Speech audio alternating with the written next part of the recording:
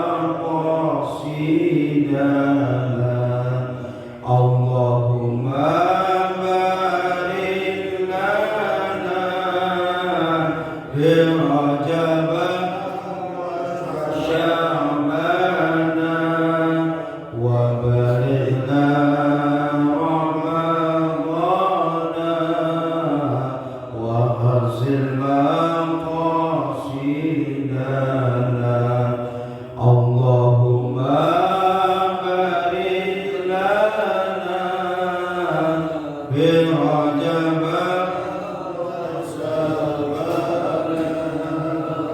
wa balighna Ramadana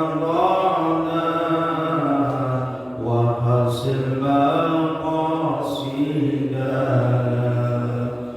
Bismillah, alhamdulillah, wassalatu wassalamu ala rasulillah Muhammad ibn Abdillah wa ala alihi wa ashabihi wa mawalah Rabbi shrah li sadri wa yassir li amri wa hlul 'uqdatam min lisani yafqahu qawli Allahumma inna nas'aluka ilman nafi'a wa 'amalan mutaqabbala wa rizqan qasira wa halalan thayyiba wa shifaan min kulli da'a Allahumma yassir umurana wa hassil maqasidana wa hassil hajatuna fid dini wad dunya wal akhirah amma ba'du. Yang pertama dan yang utama marilah kita bersama-sama memanjatkan puji syukur kepada Allah Subhanahu wa taala.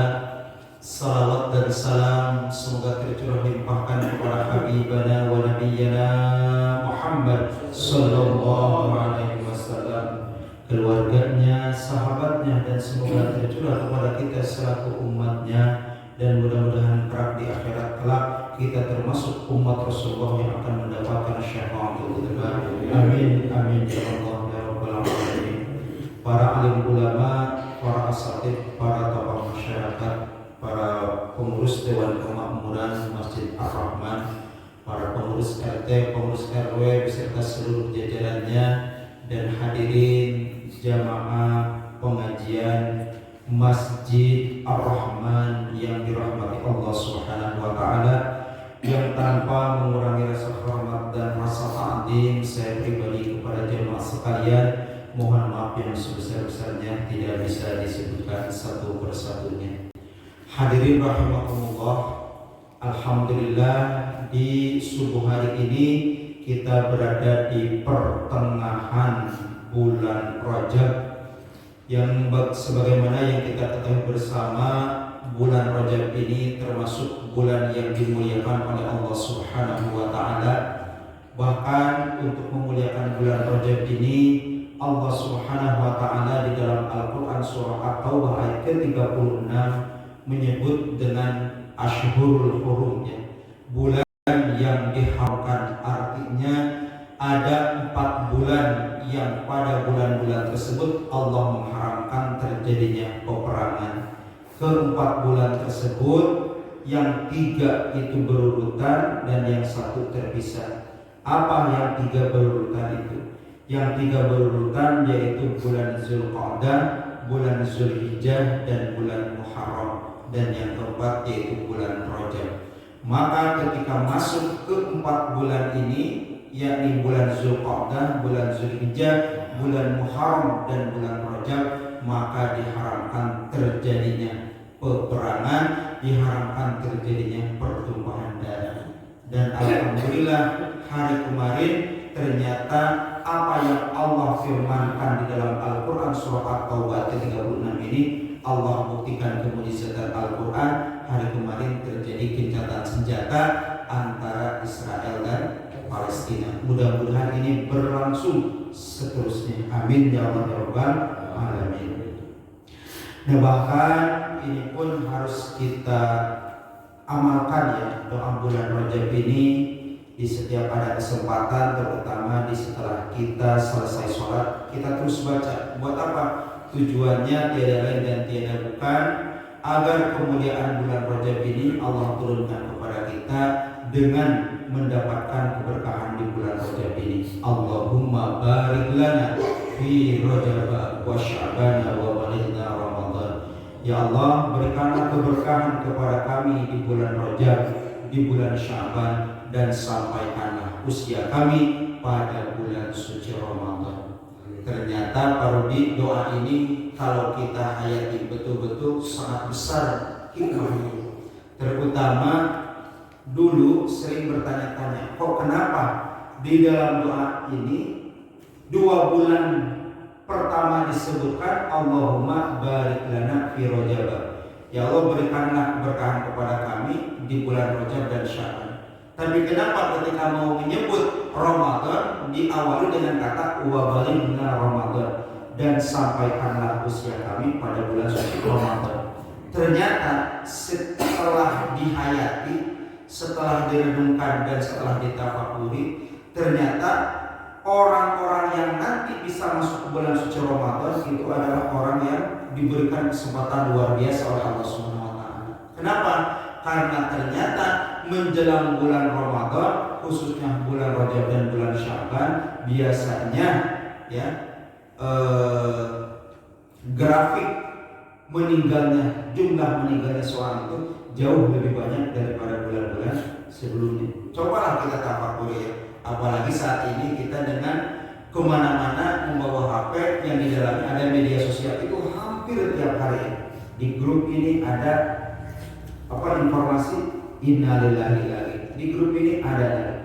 Nah, makanya kita berdoa selalu agar kita diberikan keberkahan oleh Allah Subhanahu wa taala di bulan Rajab, di bulan Sya'ban, dan mudah-mudahan Allah memanjangkan usia kita sehingga kita nanti bisa masuk kembali ke bulan suci Ramadan 1446 Hijriah. Amin ya Allah rabbal alamin. Hadirin masyaallah muslimin jamaah pengajian Ar-Rahman rahimahumullah. Insyaallah pada subuh hari ini kita akan membahas mengenai kuasa-kuasa Allah Subhanahu wa taala yang dengan kudrah dan iradahnya, yang dengan kuasanya Allah Subhanahu wa taala, Allah Subhanahu wa taala menjadikan atau menciptakan bala tentara, yang bala tentara Allah Subhanahu wa taala ini nanti bisa menjadi bala tentara yang akan membantu umat manusia, tapi bisa juga bala tentara Allah yang akan kita bahas ini boleh jadi kalau melanggar hukum Allah, kalau mengingkari syariat-syariat Allah, boleh jadi bala tentara Allah Subhanahu wa taala itu akan menjadi hal yang mengerikan, akan mendatangkan bencana, bahkan akan merugikan atau bahkan menghancurkan umat manusia. Itu tergantung nanti daripada umat tersebut. Namanya juga tentara. Yang namanya tentara itu kalau misalkan kita lihat di negara Kesatuan Republik Indonesia, negara ini menjadi pelindung rakyat. Tetapi di saat ada sebagian atau sekelompok orang yang menentang terhadap dan mengancam keutuhan negara kita, pasti akan dilawannya, bahkan tidak sungkan-sungkan diperanginya. Begitupun dengan bala tentara Allah Subhanahu wa taala bisa menjadi bala tentara yang akan membantu berlangsungnya kehidupan umat manusia ataupun sebaliknya. Nah, hal ini hadirin rahimakumullah yang pertama kali berlandaskan pada Al-Qur'an surah Al-Fath. A'udzu billahi minasyaitonir rajim.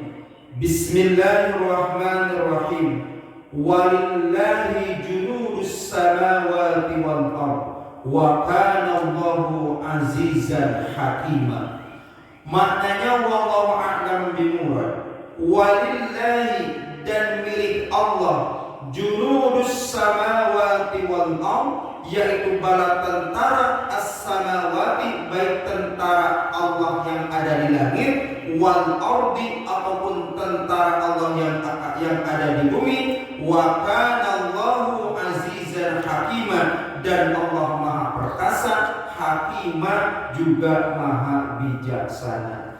Jadi hadirin rahimakumullah, pada hakikatnya Allah Subhanahu wa taala itu kan memiliki sifat, di dalam sifat 20 disebutkan memiliki sifat qudrah. Qudrah itu artinya kuasa. Artinya Allah Subhanahu wa taala itu berkuasa. Berkuasa bagaimana? Berkuasa menjadikan sesuatu yang awalnya tidak ada. Allah pun berkuasa menghilangkan sesuatu yang awalnya ada. Kita awalnya tidak ada. Dengan kuasanya Allah, maka kita menjadi ada. Begitupun suatu saat nanti Allah pun berkuasa, yang awalnya kita ada menjadi tiada. Nah, Allah Subhanahu wa taala menjadikan bala tentaranya ini menjadi ibrah dan pelajaran kepada kita. Walaupun Allah Subhanahu wa taala itu Maha Kuasa, apapun yang Allah katakan kun, jadilah, fayakun, maka jadi pada saat itu. Allah itu berkuasa menjadikan apapun. Hanya Allah pun memberikan pelajaran dan ibrah kepada kita. Ada yang disebut dengan sebab akibat. Contoh, Allah menciptakan diri kita, ada sebab akibatnya. Walaupun pada hakikatnya Allah itu berkuasa menjadikan diri kita langsung. Allah berkuasa. Buktinya apa? Buktinya dulu Allah Subhanahu wa taala menciptakan Adam secara langsung. Hanya bagi kita sebagai hambanya ada sebab akibat. Adanya diri kita pertama kali diawali adanya ibu bapak kita terlebih dahulu. Ada dua orang, laki-laki dan perempuan. Kemudian dua orang ini, laki-laki dan perempuan, menikah. Setelah menikah kawin, kemudian jadilah lahirlah diri kita. Itu disebut dengan sebab akibat. Hakikatnya Allah yang menciptakan, sebabnya wasilahnya karena ada kedua orang tua kita. Dan ini pun sebab akibat berlaku pada ketentuan-ketentuan ataupun kepada hal-hal yang lainnya. Nah, hadirin rahimakumullah, sekali lagi Allah Subhanahu wa taala itu Maha Kuasa, makanya memiliki sifat qudrah. Hanya karena ada sebab akibat, maka Allah pun menjadikan sebagian makhluknya itu menjadi bala tentaranya. Di mana ada bala tentara Allah Subhanahu wa taala, baik yang ada di langit yaitu para malaikat ataupun yang ada di bumi. Nah, kita coba bahas. Nah, kenapa kita membahas materi ini? Karena berkaca pada kejadian besar yang terjadi kurang lebih 4 hari yang lalu. Ya.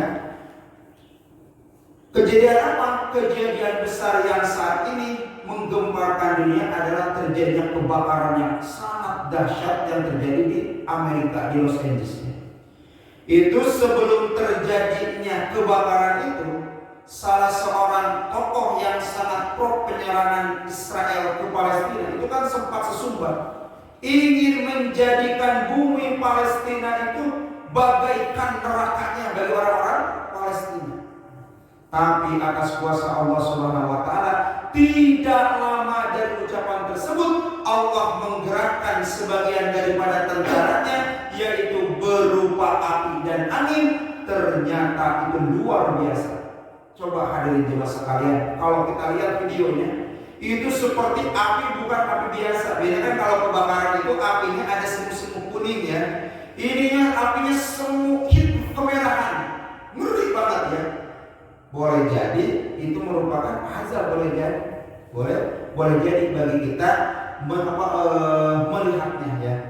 Dan ternyata menurut penelitian itu, luas orang-orang Israel menjajah Palestina dari mulai tahun 47 sampai hari ini, luasnya itu hampir sama dengan kebakaran Los Angeles yang terjadi sekarang. Bahkan semalam penasaran berapa kerugian dari akibat kebakaran itu. Kurang lebih sampai saat ini sudah mencapai 4.500 triliun kerugian. Subhanallah. Ya, Allah Akbar. Itu kuasa Allah Subhanahu wa taala baru menggerakkan dua tentara. Itu baru di 4.500 triliun. Kalau dikumpulkan uangnya itu dijajarkan uangnya bisa penuh kayaknya Pulau Jawa ini. Kenapa? 4.500 triliun ya, Pak. Kemarin aja kasus korupsi 271 triliun timah, itu katanya uangnya kalau dijajarkan dibalikin 100 ribu itu kan kurang lebih sebesar gini uangnya. Sebesar ini kalau dilipat. Itu kalau dijajarkan katanya bisa bolak-balik Jakarta Surabaya. Jadi dari Jakarta start, uangnya dibalikin ke Yogyakarta, balik lagi. Itu penuh katanya di jalan itu dengan uang itu. Ini 4.500 triliun, berarti separuhnya utang tidak bisa seperti itu. Ini menjadi ibrah dan menjadi pelajaran bagi kita. Apa? Bahwasanya doa-doa yang kita panjatkan ternyata Allah Subhanahu wa taala menjawabnya. Dulu kan kita sering bertanya, kapan pertolongan Allah ini datang? Kapan pertolongan Allah ini datang? Maka Allah menjawab dalam salah satu ayatnya bahwasanya nasrum minallah wa fathun qarib. Bahwasanya pertolongan Allah itu sangatlah dekat. Dan ini ternyata Allah memberikan pertolongannya. Hadirin rahimakumullah, dengan kita mengkaji bala tentara Allah Subhanahu wa taala ini pada hakikatnya kita bukan hanya sekedar mengkaji sejarah masa lalu aja.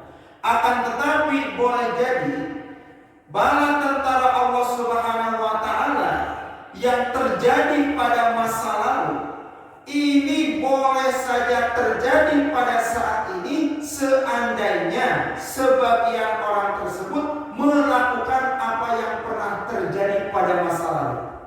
Karena kehidupan ini, Pak Haji Firman, katanya bagaikan jarum jam. Apa? Perjalanan hidup ini nanti akan mengulang kejadian masa lalu. Seperti itu. Apa grafiknya? Makanya sebagian ulama memprediksi bahwasanya perjalanan nanti yang menguasai dunia ini nanti akan berputar. Bagaimana cara berputarnya? Dulu 7 abad pertama kejayaan itu dipegang oleh para nabi sebelum Rasulullah. Ya, 7 abad. Kemudian 7 abad, mohon maaf, kalau kita hitungnya secara Masehi aja ya, yang tahun 2025. Dari 1 sampai 7 sampai 600-an Masehi, itu kan kejayaan yang memegang kendali dunia ini itu sebagian besar dikuasai oleh orang-orang Yunani, oleh orang-orang Persia, oleh orang-orang Roma. Makanya kita mengenal bagaimana hebatnya kekuasaan Bizantium dan sebagainya. Ya, di dalam Al-Quran surah Ar-Rum kan disebutkan mengenai terjadinya peperangan Romawi disebutkan. Nah, 2 abad setelahnya, berarti kurang lebih dari tahun 700-an atau tahun 600-an, itu kekuasaan diragi oleh kaum muslimin. Makanya dimulainya kapan? Dimulainya zaman nubuwah, dimulainya zaman kenabian. Yang kenabian ini dilanjutkan oleh para sahabat kemudian dilanjutkan oleh para tabi'in. Makanya kalau kita mengkaji sejarah Islam, kita mengenal hebatnya pemerintahan masa Rasulullah, hebatnya pemerintahan pada masa Khulafaur Rasyidin, hebatnya kejayaan pada masa Bani Abbasiyah, hebatnya kerajaan pada masa Bani Umayyah dan kerajaan-kerajaan Islam lainnya. Nah, pada kurun waktu 1924 ya, itu kan terakhir adanya kekhalifahan Islam, yaitu dengan ditandainya keruntuhan Turki Utsmani di Turki.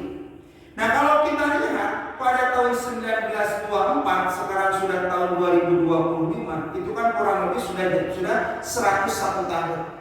Nah, Allah Subhanahu wa taala melalui sabdanya Rasulullah dalam kurun 1 tahun ini, dalam kurun waktu 100 tahun itu ada yang disebut dengan mujadid pembaharu. Jadi artinya baik kita memiliki kepedulian yang besar atau tidak terhadap kejayaan umat Islam ini, secara hakikatnya Allah Subhanahu wa taala akan mengutus para mujadid, para pembaharu di setiap wilayah itu. Makanya atas kuasa Allah Subhanahu wa taala, misalkan jangan jauh-jauh di suatu masjid misalnya ada imamnya misalkan Allah Subhanahu wa taala memanggil yang meninggal. Nanti Allah pun menyiapkan, datang lagi generasi kedua tiada, muncul lagi generasi ketiga, generasi ketiga, muncul lagi generasi keempat sampai seterusnya. Kenapa? Karena ini pada hakikatnya sudah didesain oleh Allah Subhanahu wa taala. Di suatu tempat itu nanti akan ada orang-orang yang memperjuangkan agamanya. Hanya pertanyaannya, karena Allah Subhanahu wa taala telah menjamin keberlangsungan Islam ini, keberlangsungan agama ini, pertanyaannya apakah kita akan menjadi bagian di dalamnya atau tidak? Ya. Nah, ini insya Allah nanti suatu masa akan kembali lagi, kejayaan Islam ini akan diraih lagi oleh umat Islam. Entah pada masa siapa, ya. Tapi yang jelas, insya Allah nanti akan kembali lagi pada masa kejayaan Islam. Dan kalau kita lihat pada saat jatuhnya kerajaan Turki Utsmani, itu hampir semua lini wilayah-wilayah Islam itu dikuasai oleh Eropa. Hatta Indonesia, negara yang begitu besar dari Sabang sampai Merauke, bisa dijajah bahkan dalam sejarah sampai ratusan tahun oleh Belanda. Yang Belanda ini kalau kita bandingkan dengan Pulau Jawa masih jauh lebih besar daripada Pulau Jawa, seperti itu ya. Saking apa? Saking pada saat itu sedang jatuhnya masa keislaman. Nah, mudah-mudahan dengan kita menyiapkan generasi penerus kita, mulai anak-anak kita masukkan TK Islam, anak-anak kita masukkan madrasah diniyah, kemudian kita buat pengajian anak-anak, buat pengajian remaja dan sebagainya. Nah, mudah-mudahan ini menjadi salah satu bagian, menjadi salah satu usaha untuk menyiapkan generasi muda dan untuk menyiapkan orang-orang yang akan melanjutkan estafet dakwah keislaman khususnya ada di lingkungan kita. Hadirin rahimakumullah, yang pertama Allah Subhanahu wa taala menjadikan bala tentaranya itu yaitu air, ya. Yang air ini dulu pernah terjadi dan pernah terbukti dan dilihat oleh banyak orang pada masanya, yaitu pada masa kaum Nabi Nuh alaihissalam. Yang dalam sejarah disebutkan Nabi Nuh alaihissalam ini berdakwah selama memiliki usia 950 tahun. Dari 950 tahun ini Nabi Nuh alaihissalam mengabdikan dirinya untuk mendakwahi umat manusia agar kembali ke jalan Allah Subhanahu wa taala, yaitu selama 800 tahun. Selama 800 tahun Nabi Nuh alaihissalam berdakwah, ternyata umatnya yang beriman pada saat itu hanya 80 orang saja. Nah, kebayang ya hadirin rahimakumullah, punya usia 950 tahun.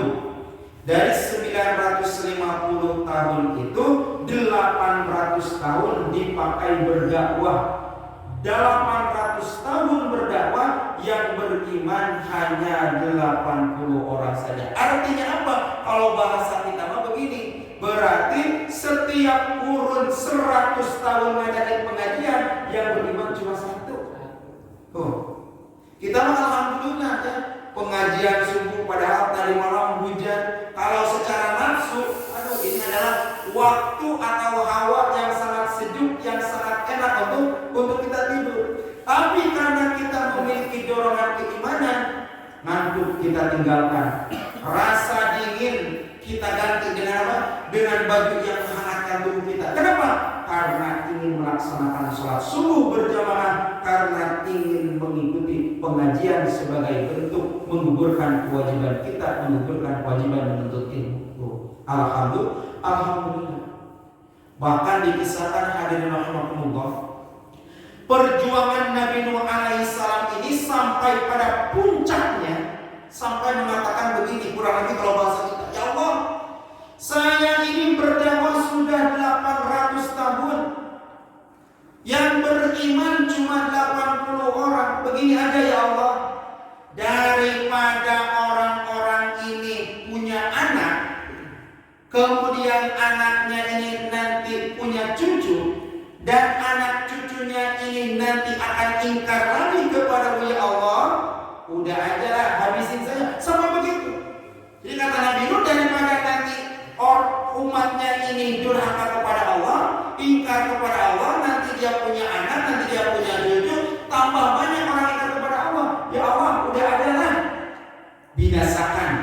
sebegitu. Ini bedanya kebijaksanaan Nabi Nuh alaihissalam dengan Rasulullah, Nabi kita, Nabi Muhammad sallallahu alaihi wasallam. Kalau Nabi Nuh alaihissalam pada puncaknya menginginkan membinasakan umatnya yang ingkar dan durhaka kepada Allah, beda dengan Nabi Muhammad. Dulu ketika Nabi Muhammad sallallahu alaihi wasallam dakwah ke Taif, sempat ditawari oleh malaikat Jibril, wahai Rasulullah, saya ini tidak sanggup melihat engkau, padahal engkau ini adalah kekasih Allah, Nabi Allah, Rasul Allah, tetapi diperlakukan begitu kejamnya dan begitu hinanya oleh orang-orang Taif sampai engkau dilempari batu oleh orang-orang Taif dan sampai engkau berdarah. Bagaimana kalau saya timpakan saja azab, kata malaikat Jibril, dengan menimpakan gunung pada kaum Taif ini? Kata Rasulullah, bagaimana? Rasulullah menjawab pada saat itu, wahai Jibril, saya ini diutus oleh Allah bukan untuk menimpakan azab, tetapi rahmat bagi semesta alam. Ya, Allahumma hdi qaumi fa innahum la ta'lamun. Itu doa Rasulullah. Allahumma hdi, ya Allah berikanlah petunjuk kepada kaumku, fa innahum la ya'lamun, karena mereka belum tahu. Boleh jadi hari ini ayahnya durhaka, tapi boleh jadi nanti dia punya anak, nanti dia punya cucu, anak cucunya menjadi orang yang beriman. Dan ternyata terbukti dari orang-orang Taif ini melahirkan generasi-generasi yang sangat cinta terhadap Rasulullah dan menjadi salah satu wilayah basis keislaman pada saat itu. Itulah di antara bedanya. Nah, kata Allah Subhanahu wa taala kepada Nabi Nuh alaihissalam, lalu Nuh, apa yang kamu inginkan? Udah ya Allah, azab aja. Baik, kalau itu kemauanmu, engkau buat kapal yang sangat besar. Pakai apa? Pakai kayu. Di mana kayunya? Kayunya nanam dulu tuh, bayangkan. Ada Allah. Allah memerintahkan membuat kapal kepada Nabi Nuh alaihissalam, kayunya nanam dulu. Jadi kayu itu pada saat itu ada Allah, bukan kayu yang sudah ada, bukan. Nanam dulu. Di mana? Di hutan, di atas bukit, di gunung. Ketika kayu tersebut sudah ditanam, kemudian tumbuh, kemudian besar, dan entah kurun 10 atau 20 tahun kemudian sudah siap panen, kemudian Nabi Nuh alaihissalam membuatlah perahu. Di mana? Biasanya perahu itu dibuat di pinggir pantai. Nabi Nuh alaihissalam membuat perahu di atas bukit. Ya bagaimana kalau misalkan kalau mau mengikuti kebiasaan sekarang membuat kapal di pinggir pantai, yang saat itu pun manusianya masih terbatas ya. Ketika kaumnya melihat Nabi Nuh alaihissalam membuat perahu di atas bukit, umatnya semakin mengolok-olok. Oh, lihat wahai saudaraku, Nuh makin gila. Kenapa? Di mana-mana juga bikin kapal itu di pinggir pantai. Oh, ini Nabi Nuh alaihissalam membuat perahu di atas bukit. Jangan-jangan Nabi ini stres katanya karena kita tidak ikut. Nabi Nuh alaihissalam karena ini perintah Allah tetap dijalankan. Ya, kayunya mulai di satu-satu. Kemudian dibikin kapal. Bahkan katanya ada dalam Allah, ini cerita, nggak tahu cerita memang cerita betul atau nggak tahu cerita Israiliyat ya. Jadi cerita-cerita zaman dahulu itu secara globalnya diceritakan di dalam Al-Quran. Kisah Nabi Adam, kisah Nabi Idris, Nabi Nuh, dan Nabi-Nabi yang lain. Tetapi terkadang cerita-cerita tersebut yang diceritakan di dalam Al-Quran secara global, secara garis besar, terkadang disisipi oleh cerita-cerita Israiliyat. Cerita-cerita Israiliyat itu cerita-cerita lokal yang belum tentu kebenarannya ya. Nah, menurut cerita yang diambil dari cerita Israiliyat ya, katanya saking membencinya dan mengolok-olok Nabi Nuh alaihissalam pada saat itu, sampai-sampai kaumnya ini menjadikan kapal Nabi ini sebagai tempat buang air besar. Ya, untuk menghina Nabi Nuh alaihissalam ini. Sampai dikisahkan saking banyaknya kaum Nabi Nuh alaihissalam yang menghina dan menjadikan kapal Nabi Nuh ini menjadi tempat buang air besar, sampai kapal Nabi Nuh pada itu penuh dengan kotoran manusia.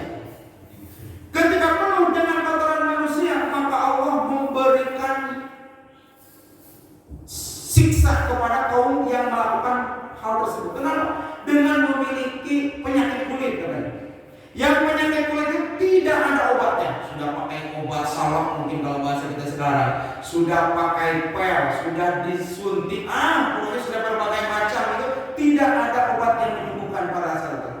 Nah, dikisahkan ada seseorang yang itu pun memiliki penyakit kulit, penasaran apa sih yang dibikin Nabi Nuh alaihissalam. Dia naik ke kapal Nabi Nuh. Karena dia salah megang, salah injak, terjatuh ke dalam mengangkut kotoran tadi. Ajaibnya sembuh pada saat itu juga. Karena dia sembuh, kemudian dia pulang, saya ini sembuh dari penyakit kulit. Apa obatnya? Tuh ternyata di kapal Nabi Nuh alaihissalam ada kotoran kita. Ternyata itu menjadi obat. Pada berbondong-bondong datang, dioles-oles, benar itu sembuh ya. Tapi karena awalnya juga tidak beriman, walaupun Allah SWT sudah membuktikan kuasanya, tetap tidak beriman. Sampai katanya dalam cerita itu, yang awalnya kapal Nabi itu penuh dengan kotoran manusia, bersih kembali seperti sedia kala. Kenapa? Diambilin aja oleh dianya ya, dijadikan obat ini, obat kulitnya tadi. Itu kuasa Allah Subhanahu wa Ta'ala. Nah, mana dalilnya? A'udzubillahi minasyaitonirrajim. Wa laqad arsalna Nuhan ila qaumihi falabisa fihim alfa sanatin illa 50 'ama fa akhadhahum tufanu wa hum zalimun. Dan sungguh kami telah mengutus Nuh kepada kaumnya, maka dia tinggal bersama mereka selama 1000 tahun kurang 50 tahun, yaitu 950 tahun. Kemudian mereka ditimpa banjir besar, sedangkan mereka adalah orang-orang yang zalim. Bahkan saking dahsyatnya kejadian banjir pada masa Nabi Nuh alaihissalam, itu pada saat itu diceritakan hujan turun tidak berhenti-berhentinya. Kemudian di bumi ini keluar air, bahkan di tungku-tungku yang biasanya tungku ini mengeluarkan api, pada saat itu tungku-tungku pun mengeluarkan air. Jadi air ini di atas turun hujan tidak berhenti-berhentinya, kemudian di bawah semuanya itu turun air. Ya, jadi di atas turun air, di bawah keluar air. Dan ini hadirin rahimakumullah, menurut catatan sejarah, katanya ini ada sejarah yang berpendapat seperti ini. Kan kapal Nabi Nuh alaihissalam ini dibuatnya dengan kayu terbaik. Apa kayu terbaik? Kayu terbaik itu adalah jati. Ini ada berbagai pendapat yang mengatakan begini ya. Kalau sejarah itu kan tergantung sudut pandang. Menurut A begini, menurut B begini. Tapi ada sekelompok ahli sejarah mengatakan kapal Nabi Nuh alaihissalam ini terbuat dari kayu terbaik, dan kayu terbaik itu yaitu jati. Dan jati itu, jati yang terbaik tiada lain yang tidak bukan penghasil jati itu adalah Indonesia. Makanya ada teori yang mengatakan dulu Nabi Nuh alaihissalam ini membuat kapalnya di Indonesia. Ada yang mengatakan seperti itu. Benar. Ada yang mengatakan seperti itu.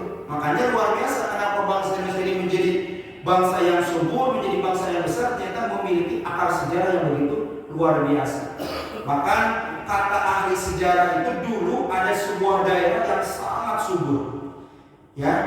Dan kalau katanya dipotret di angka itu apa, menggunakan apa Pak? Ini Pak Haji. Nah itu persis ketika ini ada di Indonesia itu ada yang mengatakan teori seperti itu, ya. Hanya kita bersyukur hidup di Indonesia. Negara Arab bahasanya sama, tetapi terpecah-pecah. Indonesia bahasanya berbeda-beda. Ada bahasa Sunda, bahasa Jawa, tapi bisa bersatu. Makanya ada juga yang berpendapat gambaran pengamalan Islam itu di antaranya adalah di Indonesia. Kenapa? Karena di Indonesia ini kan mengamalkan Islam itu begitu luar biasa. Contoh misalkan waktu sholat ini pas sekali ya, subuh jam segini, kemudian duhur jam segini, asar jam segini, maghrib bisa, termasuk puasa itu pas. Antara siang dan malam itu hampir sama. Coba kayak di negara Eropa, ada yang sampai puasa itu 20 jam, ada yang sampai puasa itu saking lamanya sampai 21 jam ada, ya. Puasa selama 21 jam ada ya. Di negara-negara yang sudah dekat buku. Adanya kita bersuci pakai air. Negara mana yang sangat subur dengan air? Ada di Indonesia.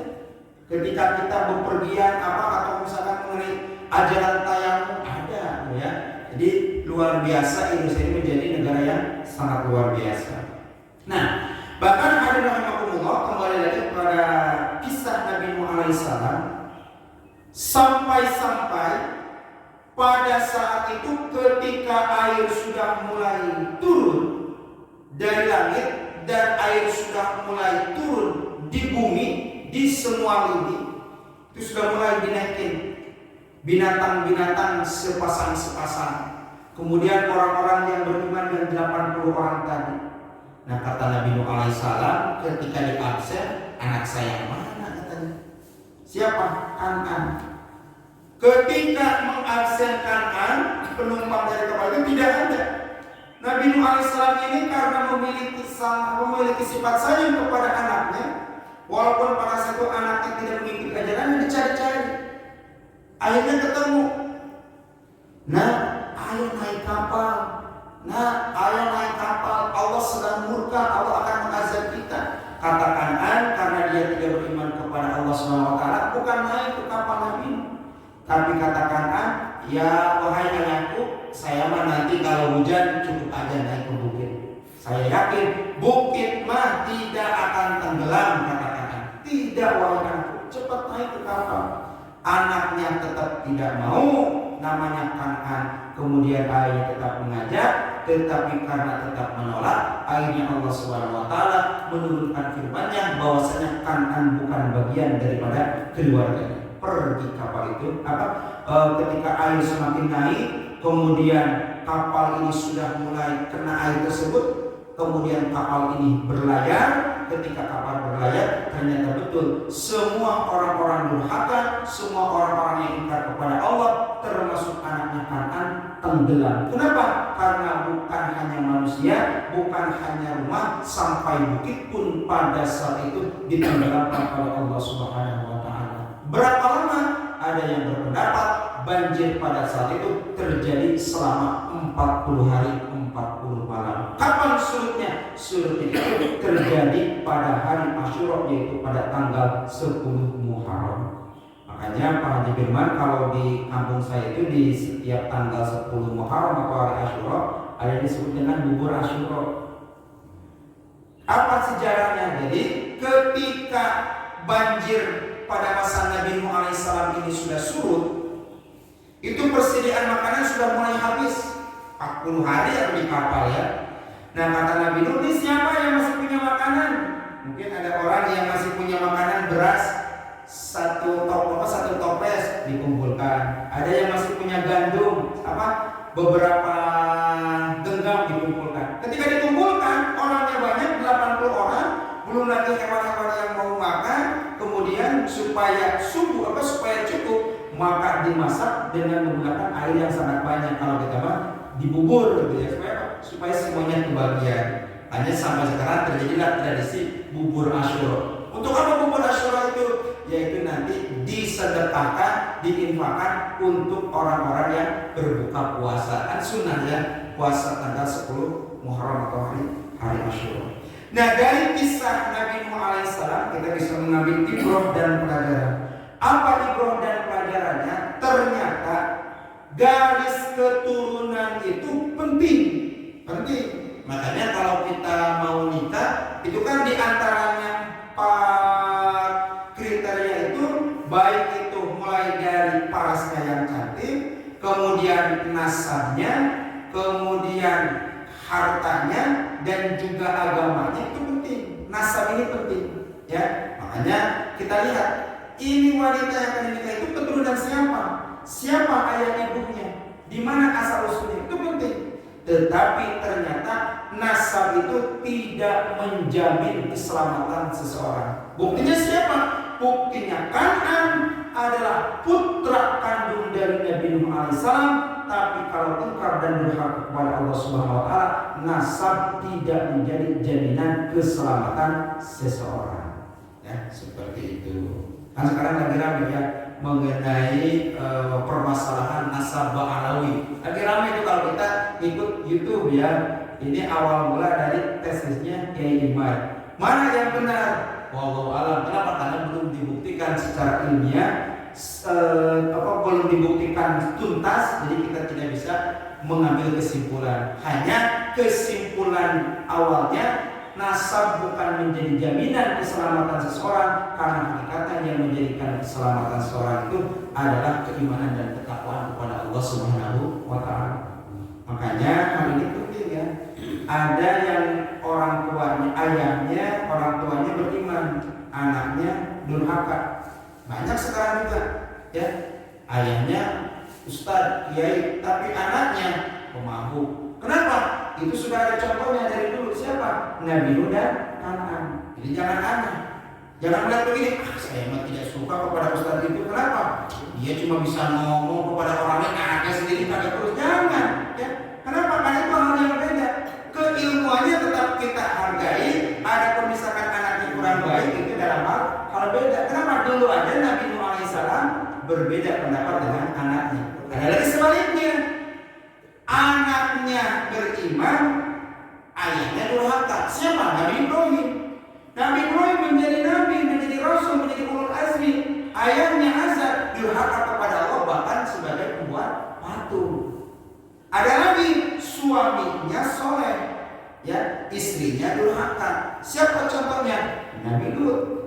Nabi Lut, nabi, istrinya durhaka kepada Allah. Ada lagi sebaliknya, istrinya taat, istrinya beriman, suaminya ingkar. Siapa? Siti Asia memiliki suami Fir'aun. Nah, ini ada yang bertanya, berarti waktu itu Siti Asia berarti Siti Asia ini berarti dalam hidupnya senantiasa terus-menerus dengan Fir'aun dong, baik siang ataupun malam. Ternyata Allah Subhanahu wa Ta'ala di dalam kisah Siti Asia dan Fir'aun ini memang betul. Ketika siang hari itu Siti Asia sungguhan, ya, Siti Asia. Kenapa? Karena walaupun bagaimanapun dia menjadi istrinya Fir'aun. Tetapi di malam hari untuk menyelamatkan Siti Asia dari Fir'aun ini, menurut sebagian pendapat, Siti Asia ini setiap malam diselamatkan oleh Allah ke langit. Ini ada pendapat seperti ini. Sedangkan yang tidur di malam hari dengan Fir'aun itu adalah sebangsa jenis jin atau setan yang diserupakan, rupanya menyerupai Siti Asia. Jadi setiap malam Fir'aun itu bukan dengan Siti Asia, tetapi dengan setan seperti itu. Kenapa setan diselamatkan oleh Allah Subhanahu wa Ta'ala? Kan ketika Siti Asia di dalam kisahnya pun ketika mau dihukum oleh Fir'aun karena ketahuan beriman kepada Musa, itu kan dengan cara ini, dengan cara dilemparkan ini ke air yang mendidih. Ternyata untuk menyelamatkan dari panasnya air yang mendidih itu, Allah cabut dulu nyawanya. Jadi sudah wafat ketika sebelum dilemparkan, sudah diwafatkan dulu oleh Allah. Sehingga apa? Sehingga ketika disiksa dengan siksa Fir'aun sudah tidak merasakan lagi sakitnya. Kenapa? Kan sudah diambil ini juga apa nyawanya. Hadirin rahimakumullah, itu pertama adalah kisah Nabi Nuh alaihissalam dengan mendatangkan bala tentara Allah Subhanahu wa Ta'ala berupa air kepada kaum Nabi Nuh alaihissalam yang durhaka kepada Allah. Yang kedua apa? Yang kedua angin. Yang hal ini pernah terjadi pada kaum Nabi Hud. Apalagi tanah. Tanah ini pernah terjadi pada masa Nabi Lut alaihissalam. Kenapa Allah Subhanahu wa Ta'ala menjadikan para tentaranya berupa tanah ini menjadi bagian daripada azab untuk Nabi Lut? Karena waktu itu kaum Nabi Lut alaihissalam memiliki perilaku yang menyimpang yang disebut dengan sodomi, ya. Jadi laki-laki suka sama laki-laki, perempuan suka sama perempuan, terkenal dengan istilah LGBT, ya. Kalau lesbian berarti perempuan sama perempuan, kalau gay berarti laki-laki sama laki-laki, kemudian transgender, laki-laki berubah jadi perempuan, perempuan berubah menjadi laki-laki. Nah, kisah-kisah ini dulu yang pernah terjadi pada Nabi Lut alaihissalam dikisahkan bumi ini dibalikan oleh Allah Subhanahu wa Ta'ala. Jadi kalau misalkan ini gambarannya adalah hamparan tanah, maka tinggal diginiin, nah diginiin ya. Jadi semua orang-orang yang ada di atas bumi pada saat itu ditenggelamkan oleh Allah SWT dengan cara dibalikan. Makanya hati-hati kita sekarang sering mendengar berita longsor, berita terjadi pergeseran tanah. Nah itu mesti hati-hati ya. Apalagi pernah terjadi hawa panas. Hal ini terjadi pada kaum Madian ya. Apalagi ini karena waktunya sebentar lagi, mohon izin agak dipercepat. Kemudian petir. Petir ini apa? Petir yang menyambar dan menghantam kaum Samud. Pada masa siapa kaum Samud ini? Pada masa kaum Nabi Shalih alaihissalam. Jadi dikisahkan kan mukjizat Nabi Shalih alaihissalam itu memiliki mukjizat yang mukjizatnya itu berupa unta. Nah ini mukjizat Nabi Shalih alaihissalam. Yang unta ini keluar dari batu besar. Jadi pada waktu itu Nabi Shalih alaihissalam ditantang oleh kaumnya. Kurang lebih bahasanya begini, wahai Shalih ya, engkau kan mengaku nabi, engkau mengaku rasul. Coba buktikan dah apa kehebatanmu sebagai nabi dan sebagai rasul, apa buktinya? Maka pada saat itu atas kuasa Allah Subhanahu wa taala, Nabi Shalih alaihissalam memukul sebuah batu besar, kemudian batu tersebut terbelah dan tiba-tiba keluarlah unta. Dan unta itu menjadi tunggangan Nabi Shalih kemana-mana. Nah, hadirin rahimakumullah, si unta ini yang awalnya diperintahkan oleh Nabi Shalih alaihissalam untuk dijaga dan untuk dirawat karena sebagai bukti kemujizatan dan kekuasaan Allah Subhanahu wa taala, saking durhaka kaumnya bukan dirawat, ditangkap dan disembelih. Coba, itu ya kurang ajarnya jemaat Nabi itu kurang ajarnya umat-umat terdahulu. Jangankan seperti itu, Nabi dan Rasulnya pun dibunuh. Ya, pada masa Bani Israel kan banyak Nabi yang dibunuh. Seperti apa? Seperti Nabi Zakaria itu wafatnya dibunuh oleh Bani Israel. Ya. Kemudian siapa lagi? Ada Nabi Yahya dan nabi-nabi yang lain. Nah, karena unta Nabi Shalih alaihissalam ini disembelih oleh kaumnya, Nabi Shalih marah. Karena marah, kemudian Allah Subhanahu wa taala menurunkan azab kepada kaum Nabi Shalih. Berupa apa? Berupa kemarau panjang. Yang dengan kemarau panjang itu tumbuh-tumbuhan tidak jadi. Ya. Jangankan tumbuhan yang ditanam, termasuk produk pun tidak jadi, kering, air susah, sulit. Nah, pada saat itu ketika terjadinya puncak-puncaknya kekeringan, tidak ada hujan, kemudian pada saat itu terjadilah gumpalan awan. Mereka pada saat itu senang karena mengira akan terjadi turun. Kumpul mereka di sebuah lapangan. Ketika mereka kumpul di sebuah lapangan, kemudian hujan begitu derasnya, awalnya mereka girang-kegirangan bahagia. Tetapi ternyata itu pertanda lain. Tidak lama kemudian petir datang menyambar mereka dan saat itu juga mati ya. Akibat daripada menyalahi aturan dan menyalahi ajaran yang dibawa oleh Nabi Shalih alaihissalam. Apalagi laut ya.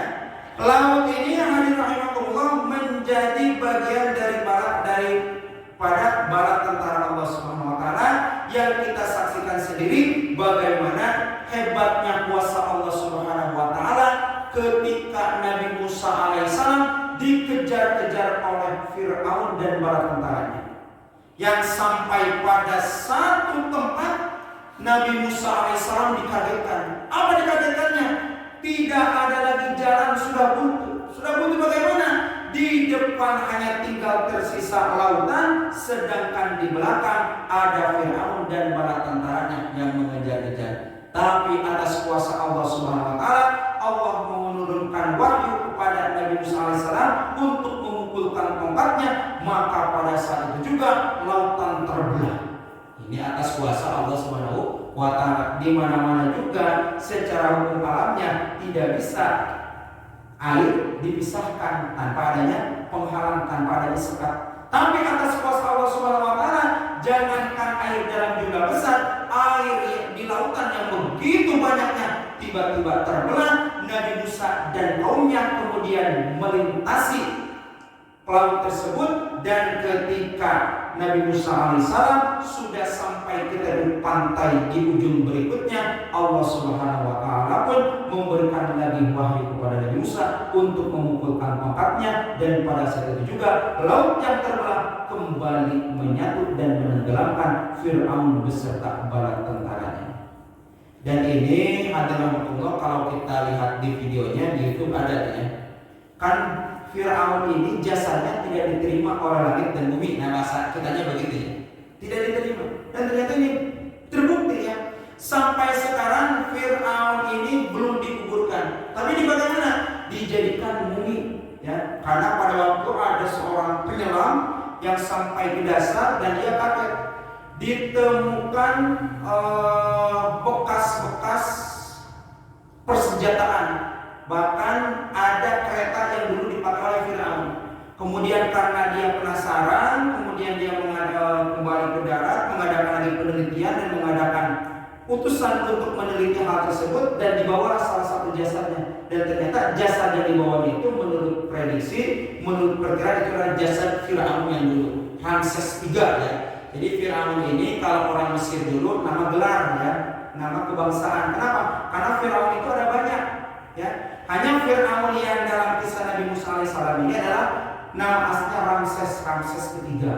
Ketika dia penelitian dan gang-gang yang ada di dalam tubuhnya itu ternyata sesuai dengan yang dikisahkan pada masa Nabi Musa alaihissalam. Sampai sekarang itu dimumi ya, dimumi. Karena tidak diterima jasadnya oleh tanah. Artinya saking bencinya tanah kepada Fir'aun yang mengaku Tuhan, sampai tanah pun tidak mau dijadikan sebagai kuburnya Fir'aun. Sampai segitunya ya.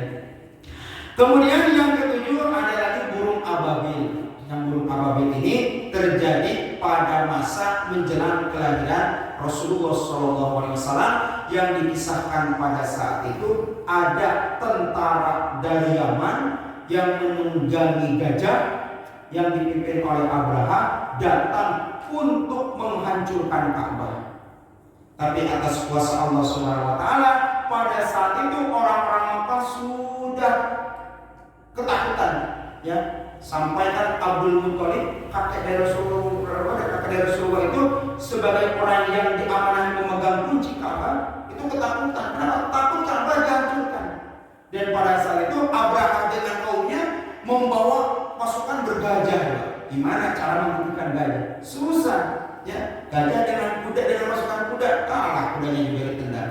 Tapi atas kuasa Allah Subhanahu wa taala, Allah menurunkan bala tentaranya berupa burung ababil, yang burung ababil itu di dalam cengkraman kakinya membawa senjata berupa batu yang berupa kerikil, yang kerikil itu diambil dari pada neraka Allah Subhanahu wa taala. Ketika dilemparkan langsung menyeluruh kulit-kulit dari Abraha ini sampai dengan gajah-gajahnya.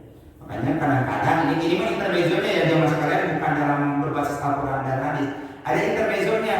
Jadi kalau misalkan di Piala AFF itu kan rata-rata ketika final Indonesia lawan Thailand ya.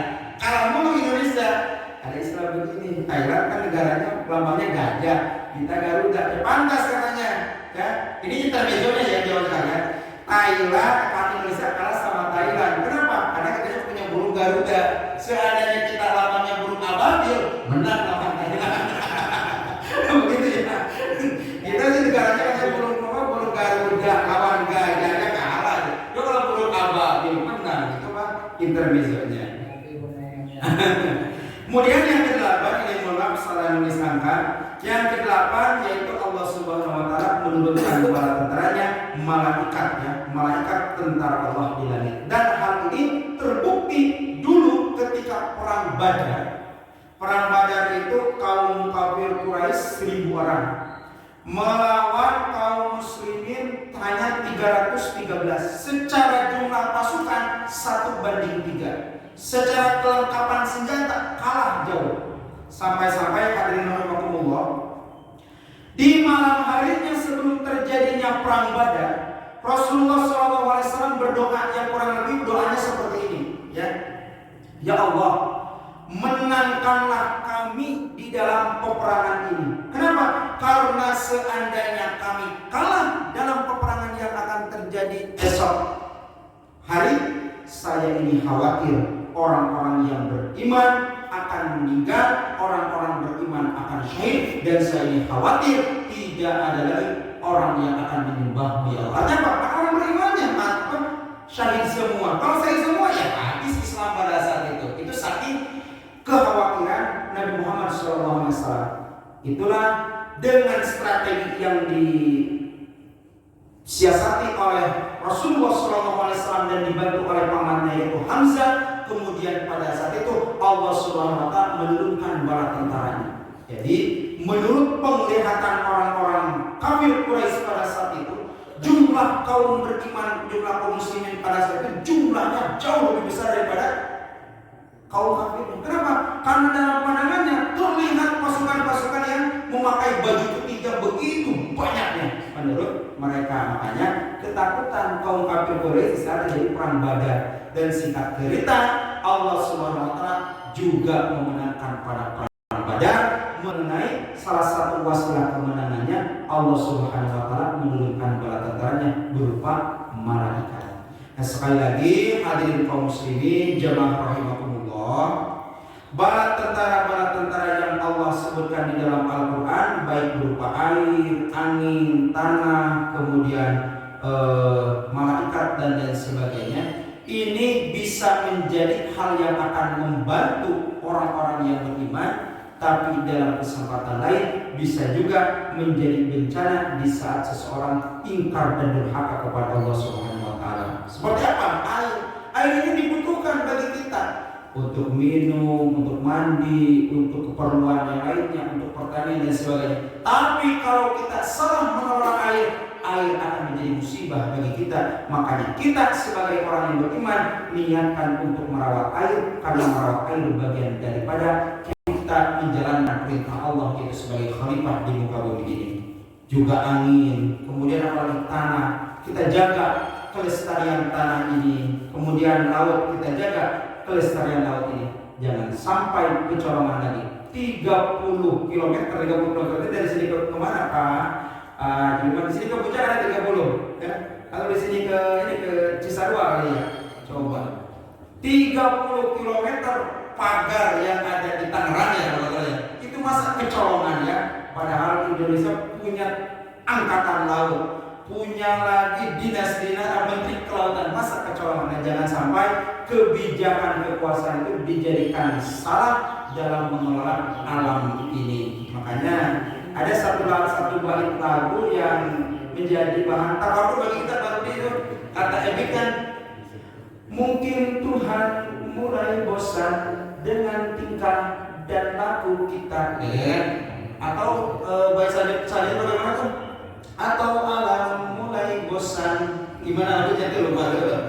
Ada dia, boleh jadi ketika saat ini terjadi bencana, selain kita juga banyak menyalahi aturan-aturan Allah Subhanahu wa taala, boleh jadi karena kita pun salah mengelola alam ini. Padahal kita sebagai orang yang beriman, selain kita beribadah kepada Allah Subhanahu wa taala, kita pun diperintahkan oleh Allah menjadi khalifah yang memakmurkan, yang merawat bumi ini. Kenapa? Karena kita merawat bumi ini bagian daripada ibadah kita kepada Allah Subhanahu wa taala. Hadirin rahimakumullah, demikianlah yang dapat disampaikan. Mudah-mudahan ada manfaatnya dan mudah-mudahan menjadi ibroh dan pelajaran bagi kita semuanya, bahwasanya kejadian umat-umat yang dahulu yang begitu hebatnya, yang begitu luar biasanya, kalau ingkar dan tidak taat kepada Allah, Allah menurunkan azab yang azab itu bisa menghancurkan segalanya. Makanya saat ini sebelum datang azab Allah Subhanahu wa taala, mari kita sama-sama untuk bermuhasabah diri, kita sama-sama untuk memperbaiki diri kita agar kita senantiasa bisa diselamatkan oleh Allah Subhanahu wa taala dari berbagai macam musibah dan bencana. Amin ya Allah rabbal alamin. Sebagai penutup, kadang-kadang suka ada pertanyaan, kita jangan langsung menjustis ya, terjadi bencana, wah itu mah azab. Tidak juga. Kita sebagai orang yang beriman jangan langsung menjustis seperti itu, ya. Kenapa? Karena ketika terjadinya musibah itu bisa jadi tiga hal. Bagi orang yang ingkar kepada Allah, bagi orang yang mendustakan Allah dan Nabi-Nya dan Rasulnya, boleh jadi itu betul azab. Seperti yang terjadi pada masa kaum Nabi Nuh, kaum Nabi Hud, kaum Saleh, itu boleh jadi benar azab. Tapi bagi sebagian orang boleh jadi itu ujian. Kenapa? Orang yang beriman untuk menguji apakah dia itu betul-betul beriman atau tidak, diuji dengan apa? Dengan didatangkan musibah. Apakah dia bisa sabar atau tidak? Atau juga peringatan, ya. Dia berbuat salah, diingatkan jangan begitu supaya apa? Supaya kembali lagi kepada ajaran Allah Subhanahu wa taala. Jadi ketika terjadi musibah itu jangan sampai kita langsung menjudge, oh itu mah orangnya, kaumnya ahli maksiat, makanya Allah mengajar. Jangan langsung seperti itu. Apalagi kota yang terkena musibah itu banyak orang yang beriman. Boleh jadi nanti sebagai ujian, boleh jadi sebagai teguran, tapi kalau bagi orang yang dirahmati itu sudah jelas sebagai bentuk daripada azab dari Allah Subhanahu wa taala. Alhamdulillah subhanallah dari yang benarnya datang dari Allah Subhanahu wa taala dan yang salahnya merupakan kealapan serta kehidupan saya pribadi. Terima kasih atas segala perhatian, mohon maaf atas segala kesilapan. Wallahul muwaffiq ila aqwamit thoriq. Wassalamualaikum warahmatullahi wabarakatuh.